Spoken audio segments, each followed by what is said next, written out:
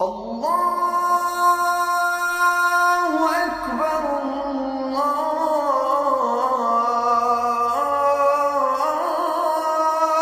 Akbar. Ashhadu an la ilaha illa Allah.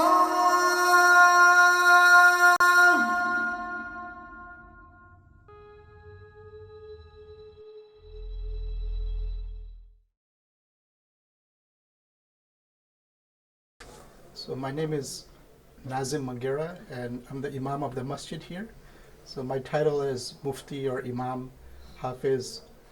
I'm originally from India, and I grew up in Toronto, Canada.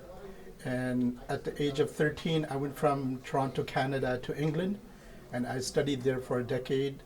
And then I came back to Canada, and now I'm here in the US I've been Imam here at the Masjid for 2 years. Okay. Sir, how do you see contribution of Muslims in America, and being a Muslim, how are you contributing to America? Yeah.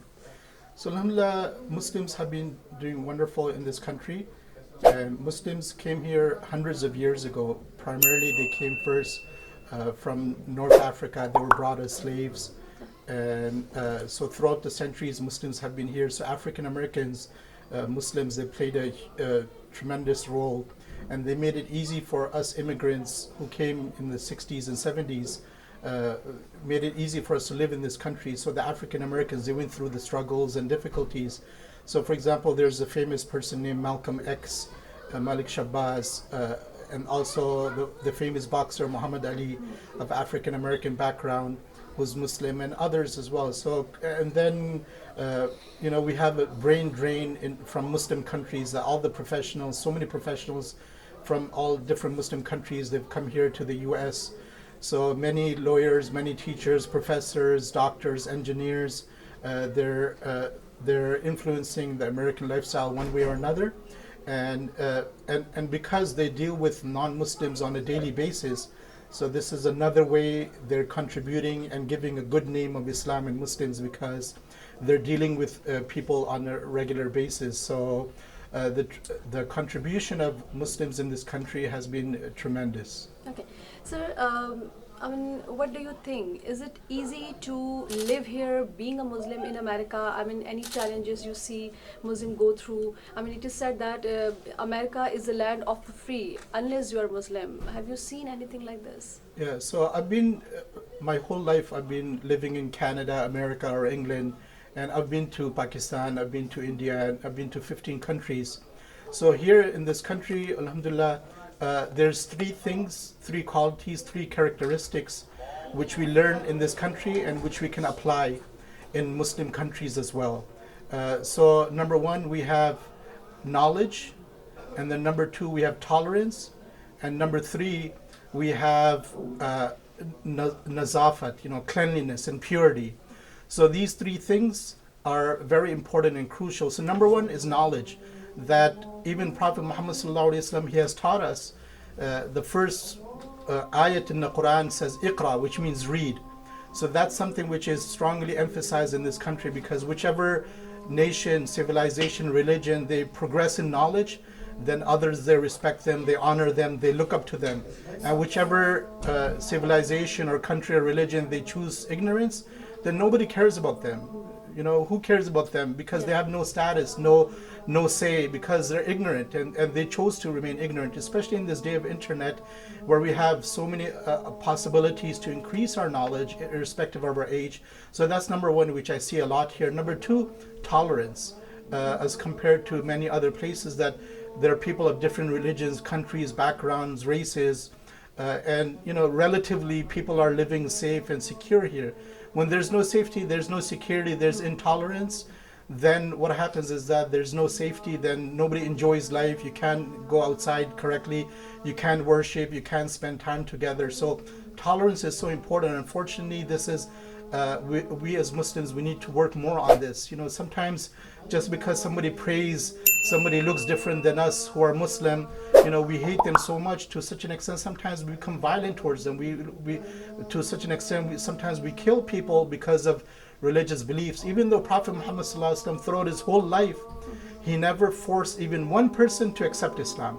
That's number one. He never forced one person to accept Islam. And number two, he never went to any non-Muslim and said, because you're not Muslim, I'm going to hate you, I'm going to hurt you, I'm going to laugh at you. He never did it once. He never injured them, any civilian. You know, if it's war or something else, that's something else. But he never went on the streets and, you know, giving non-Muslims difficulty. But we see that happening, unfortunately, even as Muslims. Some extremist Muslims, they go attack and they injure other people because of beliefs. So that's number two. Number three, you know, what I see here is cleanliness. You know, cleanliness. Things are clean, you know, on the streets, on the roads, in the buildings, in the facilities. So that's what Islam also teaches us about cleanliness. And when place is clean, we like it. When a place is dirty, then we don't like that place. We see that so many of our countries, you know, there's garbage in front of our houses, on the streets, and so smelly and everything else like that. So Islam not only worries about outward cleanliness, it also worries about cleanliness of our eyes, our ears, our tongue, our body parts. So that's something which I see. So about tolerance here, that even though you know, all these activities happen around the world, but not even one person has said anything to me about my religion which is harmful to me, even though I dress in, you know, topi and kafni and, you know, shalwar kameez and these kind of things, even on the streets. But not even one person has said anything. So which shows, you know, when we have knowledge, then we become tolerant. And, you know, so, you know, knowledge and also cleanliness and also tolerance, these three things I see in this country.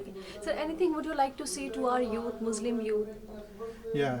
So as far as Muslim youth, you know, I would my advice to myself and the Muslim youth is that, you know, we have these beautiful teachings of Islam, and they give us peace and safety and security. Islam wants the best for us in this world as well as a hereafter. So yes, the youth, they have their challenges, which we as parents, we never had those challenges before. You know, it's never been more difficult for youth to be a Muslim than it is today. In the history of the world, you know, there was no internet, there was no smartphones, there was no TV, nothing like that. So it was easy for us to grow up as a Muslim.